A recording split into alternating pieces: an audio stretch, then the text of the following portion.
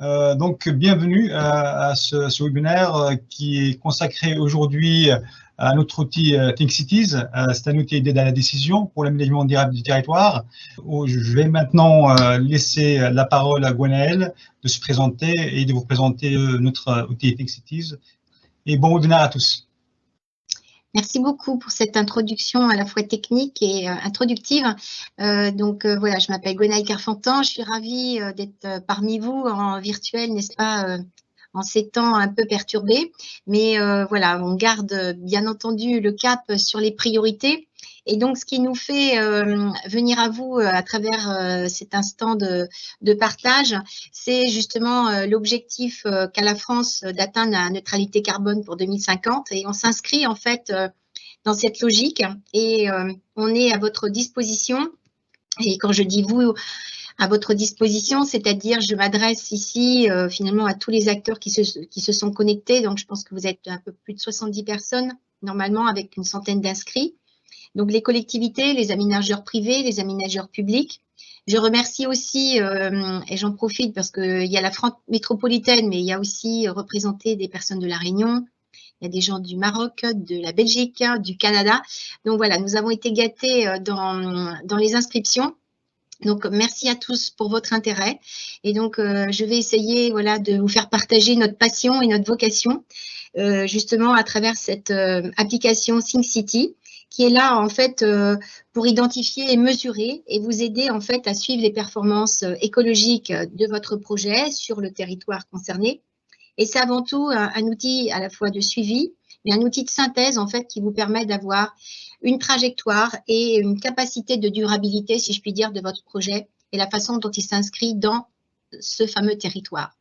Donc, il s'applique évidemment à la France, mais n'a pas de frontières. Donc, ce raisonnement est, je pense, est un raisonnement permanent et qui nous a guidés dans cette traduction de projet, hein, puisque c'est un projet que Sétur avait depuis très longtemps et nous l'avons concrétisé il y a à peu près 5-6 ans en créant Urban Think Platform. Donc aujourd'hui, Urban Think Platform est la première plateforme d'aide à la décision écologique et énergétique. Nous avons 2 applications. La première, Think Cities, dont je vais vous parler aujourd'hui, et une deuxième, Athenergy, qui pourrait aussi tout autant vous intéresser. Petite introduction historique peut-être pour ceux qui ne nous connaissent pas.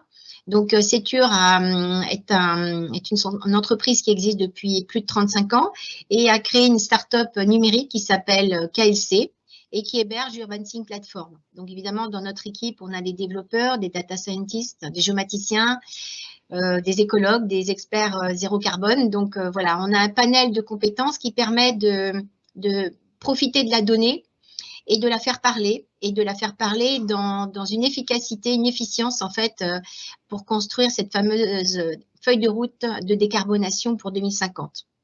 Donc, pour ce faire, on a donc Think Cities, c'est ce sur quoi je vais me concentrer dans quelques minutes.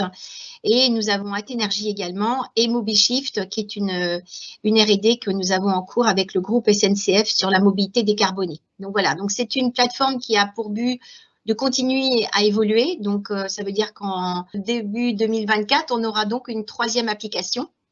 Et voilà, on continue notre chemin pour aider tous les acteurs publics et privés à s'engager dans ce challenge de décarbonation. Donc, notre expertise aujourd'hui est reconnue à plusieurs égards. D'une part, l'écosystème du Ceramalab a été un des premiers à nous repérer, si je puis dire. Nous avons été également homologués par Smile sur la thématique des smart grids, et ça c'est plutôt pour Athenergy. Et Chrysalide Numérique aussi nous a fait l'honneur de nous retenir sur la catégorie données et intelligence artificielle. Et nous avons également un partenariat avec Enedis, donc je pourrais en dire 2 mots également tout à l'heure. Et voilà, nos applications ont été labellisées par les pôles de compétitivité, Images et Réseaux et Ideforca. Donc voilà, nous avons un écosystème autour de nous, nous ne travaillons pas tout seuls. hein, pour faire quelque chose comme celui-ci, ça n'est pas possible. Donc, c'est aussi pour moi une reconnaissance vis-à-vis d'eux dans les propos que je vais vous tenir. Voilà, donc quelques-uns de nos clients et partenaires, donc comme ICAD aussi, Aiguillon, Citalios, EDIS, SNCF, Enedis, Les Ormes, Cerema, donc voilà, et évidemment la région Bretagne et BPI, qui sont des acteurs pour nous qui ont compté dès les premières heures. Donc voici lancé du coup véritablement cette présentation de Think City. L'essentiel à retenir peut-être, les mots-clés, c'est la donnée territoriale aujourd'hui, elle est disponible, elle est un peu éparpillée on va dire, et l'enjeu est de vous la rendre accessible en un temps réel et pour vous permettre de gagner du temps. Et donc ce temps qui va vous permettre peut-être de mieux réfléchir et justement d'agir. Donc, agir, c'est aussi réfléchir et l'outil d'aide à la décision est là pour ça. Donc, c'est vraiment notre défi à nous en tant que aussi acteurs finalement. C'est jamais nous qui décidons pour le maître d'ouvrage, bien entendu, mais on est là pour vous aider à améliorer en fait cette trajectoire de décarbonation. On sait qu'il y a une grande complexité, une grande pluralité aussi des informations écologiques, de la réglementation aussi qui afflue forcément. Quand je dis environnement, c'est environnement et énergie, hein, parce qu'on sait que l'énergie va devenir évidemment une préoccupation principale dans les années qui viennent, notamment avec les conflits qui s'opèrent en ce moment. Donc, on est en plein dans l'actualité de la gestion de l'énergie et de la décarbonation. Donc, cette complexité territoriale, eh bien, on peut la simplifier grâce à la maîtrise et l'agrégation de la donnée. Et c'est vraiment la vocation que nous avons aujourd'hui pour permettre à tous les acteurs de l'aménagement, qu'ils soient publics ou privés, de s'inscrire dans cette logique et de leur simplifier la vie. Donc aujourd'hui, on a des collectivités en tant que clients, des gestionnaires de sites, mais aussi des aménageurs et des promoteurs. Donc, Think City répond aux enjeux en fait et aux objectifs. Alors, si on les récapitule, je pense que vous allez tout de suite vous identifier à l'un d'entre eux. Donc, on est dans la logique de la donnée territoriale. Alors, on peut dire effectivement, il y a un open source, c'est vrai. Il y a un open data. Donc, on pourrait en fait dire glaner ces informations, mais pour autant, il faut quand même savoir les ranger, les agréger et surtout les faire parler.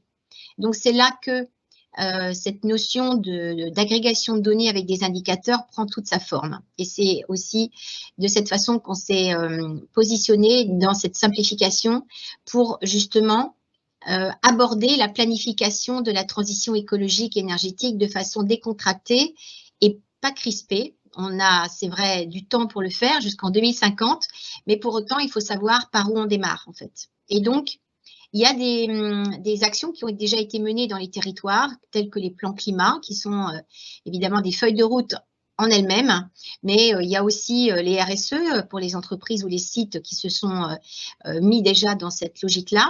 Et puis, même les financiers s'y mettent, puisqu'eux aussi sont, entre guillemets, notés sur les critères ESG, hein, les critères environnementaux et sociétaux. Donc, finalement, on s'aperçoit que toute la société française, pour pas dire que française, mais toute la société, on va dire monde, est en train de se polariser sur cette capacité à traduire finalement l'économie durable par l'écologie. Donc, une fois qu'on a ça en tête, eh bien, il faut savoir, certes, prendre des décisions. Ça, vous avez l'habitude de le faire, vous le faites tous les jours. Par contre, la masse de données que vous avez à votre disposition, au moment où vous prenez la décision, vous n'y avez pas toujours accès. Et donc, c'est ça qu'on cherche à vous permettre, c'est d'objectiver votre prise de décision parce que vous allez avoir accès à l'information rapidement, voire tout de suite. Donc, si vous ne faites rien, qu'est-ce qui se passe? Eh bien, vous aurez une gestion du temps non optimisée, vous n'aurez pas d'agrégation de données. Et puis, vous allez vous rendre compte que les plateformes territoriales s'organisent. Là, je viens de voir dans les infos ce matin, donc les 27 premières plateformes territoriales ont été pré-retenues par l'État. Donc, vous allez voir arriver ça dans les territoires. Et donc, c'est pour ça qu'il faut aussi mettre dès maintenant. Ça permettra, je pense aussi, peut-être de faire face à ce qu'on appelle l'acceptation sociétale, hein, donc aujourd'hui, elle est parfois difficile à assurer. Ça vous permettra aussi de faire des choix dans les critères d'évaluation écologique et surtout de les maîtriser et de savoir quels sont ceux qui vous conviennent le mieux. Et ça vous permettra aussi, bien entendu, d'être en interface avec finalement les fameuses plateformes publiques qui vont se mettre en place. Aujourd'hui, elles n'existent pas ou peu, elles sont encore pas interopérables, mais elles vont le devenir. Donc, en fait, on vous aide aussi à vous préparer dans cette transition numérique et écologique. Voilà, c'est ça notre gageur, c'est de vous aider. Alors, comment on va faire ça? Eh bien, on va aller directement dans vos cas d'usage métier, c'est-à-dire votre quotidien, vos problématiques d'aménagement. Est-ce que c'est une problématique de mobilité cyclable? Est-ce qu'on vous parle d'îlots de chaleur? Est-ce qu'on vous parle de gestion de déchets? Est-ce qu'on vous parle de qualité de l'air? Donc, en fait, en fonction de la feuille de route politique aussi, ou la feuille de route du projet d'aménagement, chaque territoire a ses priorités. Ce qui compte, c'est qu'on vous permette en fait d'y avoir accès rapidement. Donc, la plateforme ThinkCity est faite pour être vraiment personnalisée à votre besoin. Si on travaille sur une collectivité à La Réunion, elle n'a pas forcément les mêmes priorités que pour une agglomération qui se trouve en Normandie ou en Bretagne ou dans le sud de la France. Donc, en fait, les priorités, ce sont ce qu'on appelle, nous, les cas d'usage métiers que l'on va du coup travailler grâce à vous, grâce à vos données. Donc, pour ce faire, nous avons évidemment construit cette fiabilité à travers des référentiels français et internationaux, hein, comme le LEED, que vous connaissez peut-être, hein, le LEED Neighborhood. Et donc, évidemment, il y a aussi les logos que vous voyez, ils ne sont pas tous écrits parce qu'il y en a au moins plus d'une vingtaine. Et en fait, nous avons fait, si je puis dire, une synthèse d'indicateurs multiréférentiels. Hein. C'est pour cette raison, d'ailleurs, que le CEREMA nous a retenus dans son écosystème, parce qu'en fait, la difficulté qu'ont les labels, c'est que chacun est un peu dans sa tour d'ivoire, en fait, d'une certaine façon, et du coup, ça fait quand même beaucoup de tours d'ivoire à gérer.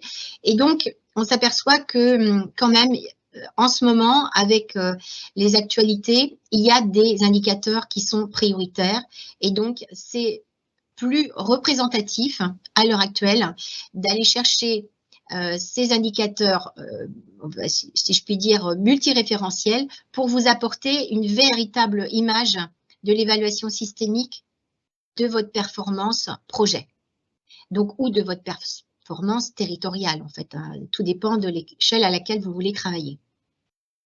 Donc, voici comment ça marche. Alors, c'est juste un slide un peu technique, mais pour vous montrer quand même que derrière la simplification du clic, il y a quand même un gros travail. Donc, ça vous explique aussi comment, on va dire, KLC, à travers UrbaSync, s'est construite et permet aussi aujourd'hui d'être à pratiquement plus de 10 personnes.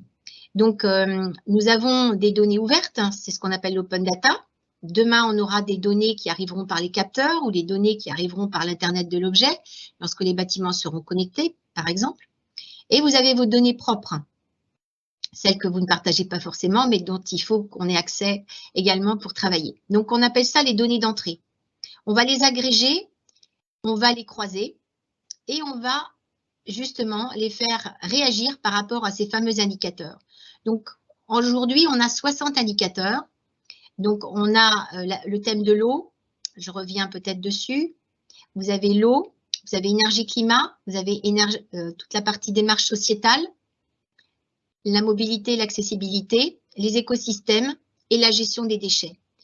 Chaque branche, si je puis dire, représente 10 indicateurs, ce qui fait du coup les 60 à faire bouger et à surveiller. Donc, c'est pour ça nous avons du coup besoin d'un algorithme, d'un modèle mathématique qui est aujourd'hui en temps réel. Donc, en fait, on descend à la donnée à la seconde. Hein. Pour vous donner une idée, par exemple, les compteurs Linky aujourd'hui, ils sont des compteurs communicants d'Enedis. Ils ont un pas de temps de 10 minutes. Donc, vous imaginez si vous avez analysé un pas de temps de 10 minutes de plusieurs bâtiments ou d'un quartier urbain, d'un projet même. Enfin, c'est très difficile à la main. Donc, le numérique, là, nous rend service pour pouvoir être dans cette logique de pluridisciplinarité et de ne pas être gêné par la technique. L'autre aspect très important, c'est la visualisation. Donc, on visualise en 2D ou en 3D. Soit vous avez un système SIG interactif déjà existant, ou soit on vous le prépare. En fait, il y a le choix. Ce qui est important, c'est que le résultat, et c'est ça que je vais vous montrer juste après, c'est que ça vous permette, thème par thème, d'avoir une vraie lecture, une vraie synthèse finalement des effets que produit le projet que vous avez devant vous. Et surtout, ça vous permet de le suivre dans le temps. Ça historise la donnée, c'est-à-dire que si vous avez de la donnée qui a, mettons, 5 ans, 3 ans, eh bien, on est capable en fait d'agréger ces données historiques.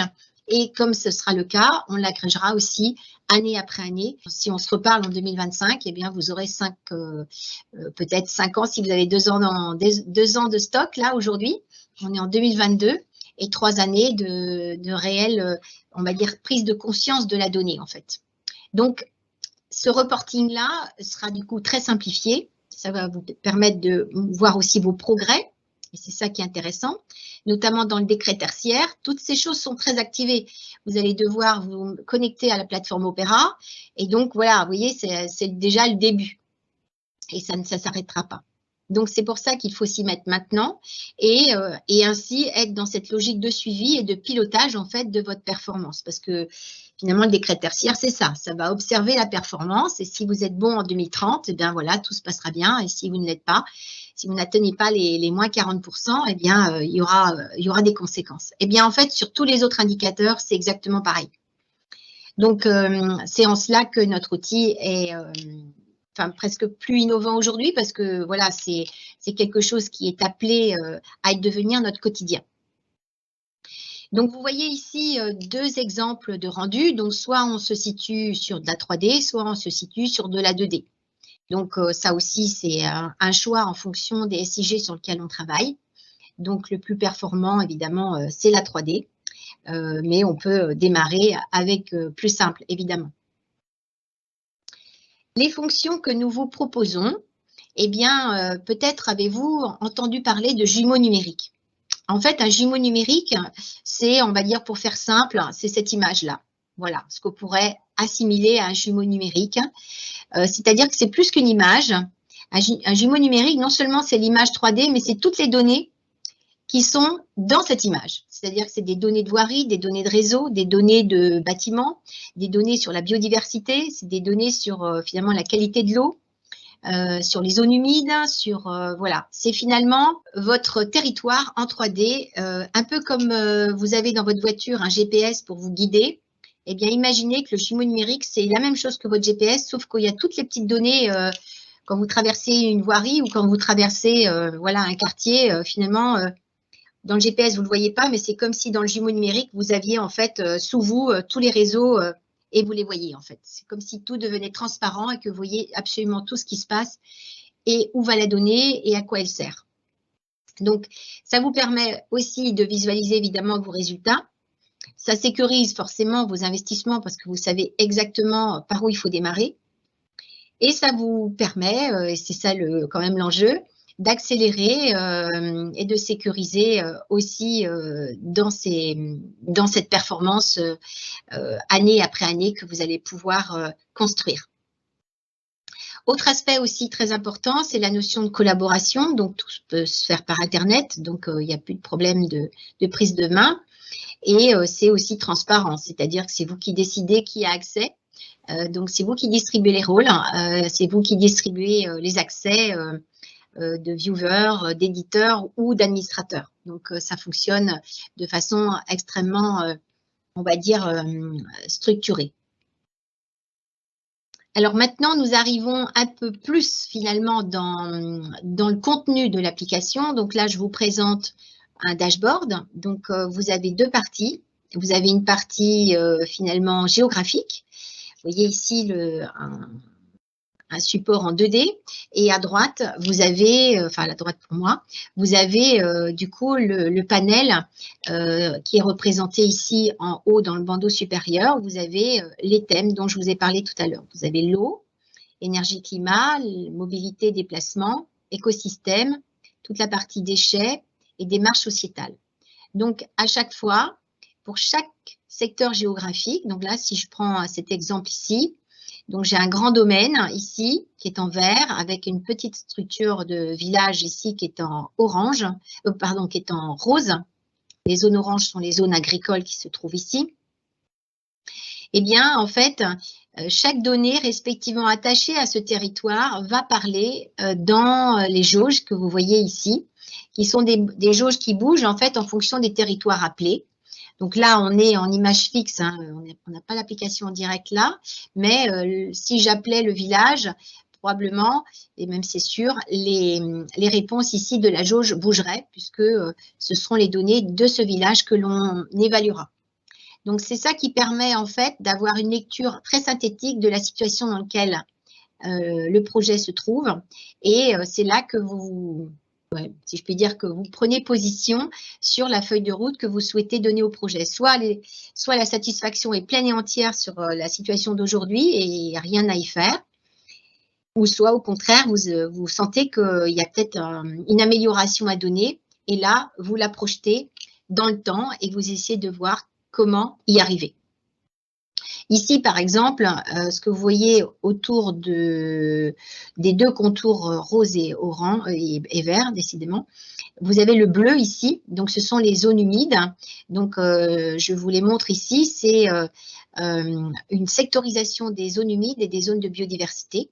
Donc, on peut travailler à très grande échelle et on peut travailler à très petite échelle, si bien qu'on voit la parcelle cadastrale. Donc, vous pouvez en fait faire des zooms avant-arrière qui vous permettent d'avoir cette souplesse de visualisation.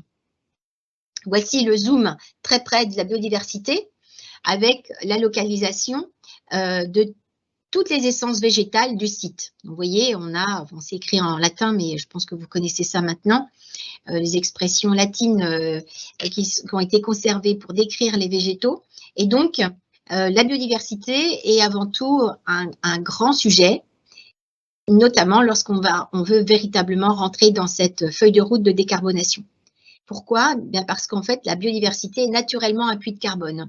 Donc, du coup, dans une activité, quelle qu'elle soit, humaine, sauf à se dire qu'il n'y a plus d'humains, auquel cas, il n'y a plus de problème finalement, c'est ce qu'il faudrait peut-être éviter. Eh bien, la biodiversité va compenser finalement ce que les humains n'arriveront peut-être pas à décarboner parce que le fait d'être là, déjà, produit du carbone. Donc, du coup, si je puis dire, le stock de biodiversité va favorablement influencer notre feuille de route. Plus on en a, et mieux c'est. Donc, ça peut paraître bizarre et on n'a pour l'instant encore jamais trop expliqué ça comme ça, mais c'est la réalité. Lorsqu'on est dans une trajectoire de décarbonation, il faut comparer les plus et les moins. Donc, l'activité humaine générant des plus, on essaie de diminuer l'impact de la production générée par nos activités. Et donc, l'existant des milieux naturels va du coup être dans cette balance de compensation. Donc, c'est un peu ça aussi que l'on traduit à travers l'application. Autre exemple de cas d'usage, celui de la qualité de l'air et des îlots de chaleur. Donc, qualité de l'air, eh bien, voilà, on va chercher l'open data si elle existe, de la qualité de l'air du quartier dans lequel vous êtes. Donc, on applique ça aussi bien, vous voyez ici, on est en zone rurale, hein, voilà, et ici, on est en milieu urbain. Donc, en fait, il n'y a pas de différence pour nous. Tous les territoires sont à étudier et il n'y a pas de limite non plus. On dit on ne fait pas les zones éloignées, bah si, elles ont aussi le droit d'être regardées de la même façon.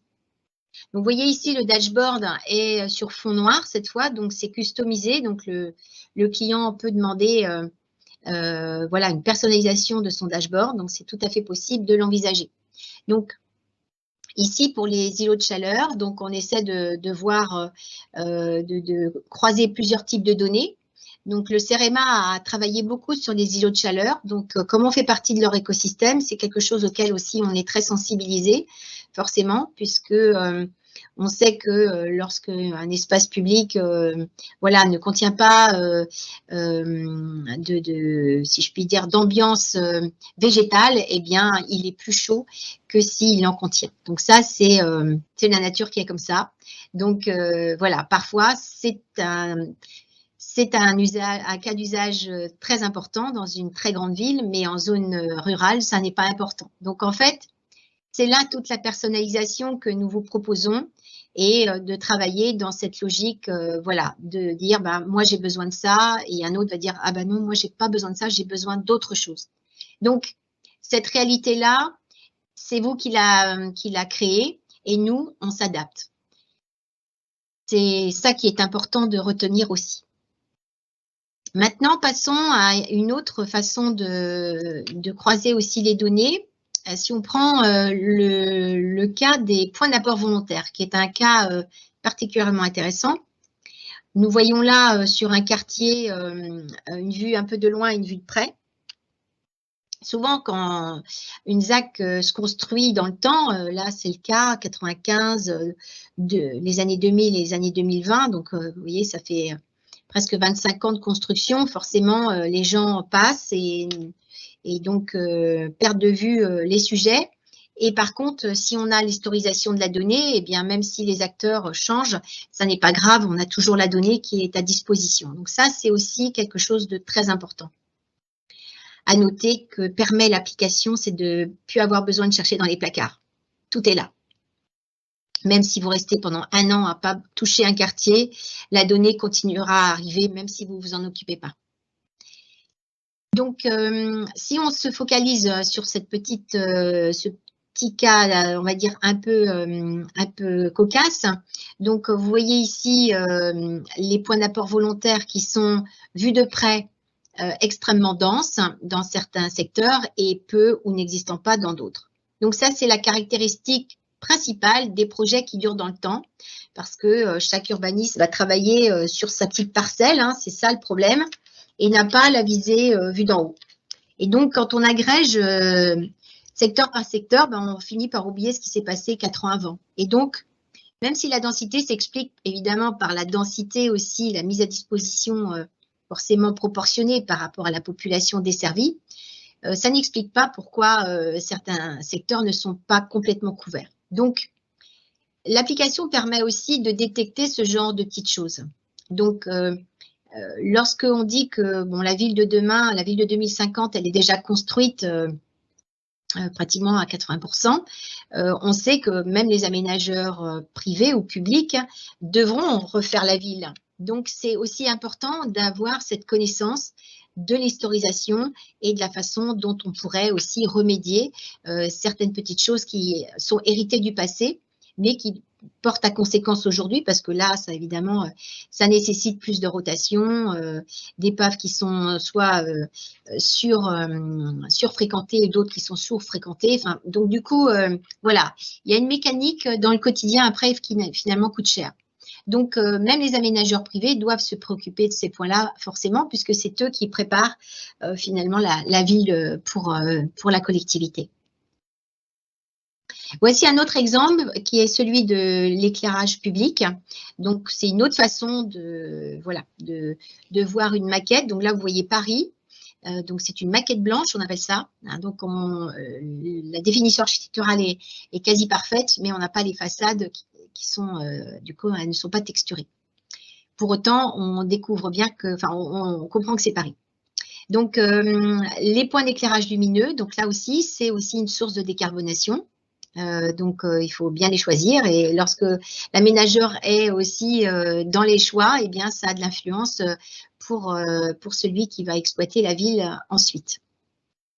Voici un autre exemple sur la mobilité. Donc là, on est sur la fréquentation des bornes cyclables. Donc, plus les tiges vertes sont hautes et foncées, plus la fréquentation est dense, voire même voilà, saturée. Hein. Quand on est sur des petites tiges comme celle-ci, ça veut dire que il n'y a pas beaucoup de fréquentation de la borne.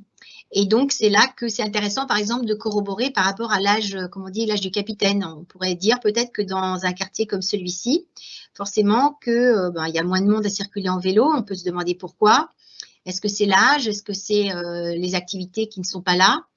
Quand je dis l'âge, eh bien forcément, lorsqu'on a des quartiers anciens, les bornes vélo ne fonctionnent pas. Comme ici, on sait que c'est un quartier ancien, donc les bornes vélo sont à 0. Alors qu'ici, on est sur des lieux plus fréquentés avec une population en activité, et donc là, ça fonctionne super bien. Voilà. D'autres exemples sur la mobilité et les déplacements, mais comme je vois le temps qui tourne, donc voilà, c'est pour vous montrer la multiplicité des cas d'usage et aussi des pilotages. Et donc, j'en viens sur ce chapitre-là parce qu'il est très important, notamment sur la partie énergie. Là, on a un cas d'usage qui montre les consommations d'énergie, consommation d'électricité, de gaz. Voilà, on a tout un tas de consommations énergétiques qui dépendent évidemment de l'activité. Ce pilotage peut aussi être suivi sur la partie déchets, donc là c'est le cas aussi. Donc on fait du suivi de monitoring et c'est là qu'on a les fameux capteurs qui arrivent parce que les bennes aussi elles sont monitorées, donc on a les informations issues du monitoring des bennes. Et ensuite, on fait un reporting et donc on a la synthèse de tous les thèmes et de tous les secteurs géographiques. Donc on est aussi extrêmement attentionné à l'évolution du reporting et ça peut vous permettre de faire une situation extrêmement juste en fait.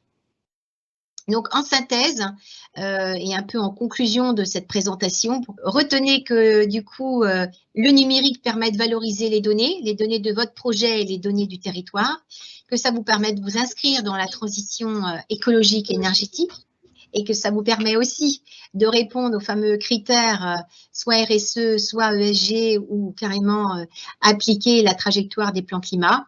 Et surtout et avant tout, nous sommes là pour vous aider à objectiver vos prises de décision pour bien œuvrer dans le sens du développement durable et de la décarbonation. En tout cas, j'espère que voilà, cette présentation, même si elle est un peu rapide, vous laissera le temps de poser les questions et surtout de vous demander à ne pas oublier, si vous souhaitez avoir une démonstration personnalisée, il n'y a aucun problème.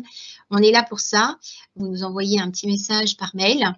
Vous avez ici voilà, les coordonnées de la maison. On va vous les remettre dans le chat et donc ça vous permettra de nous contacter et sur mon portable aussi, bien entendu. Voilà, merci beaucoup. Merci pour la présentation. Je vous propose donc de clôturer ce webinaire. Et on vous remercie beaucoup de votre participation et je vous dis à bientôt. Merci à tous. À bientôt. Au revoir.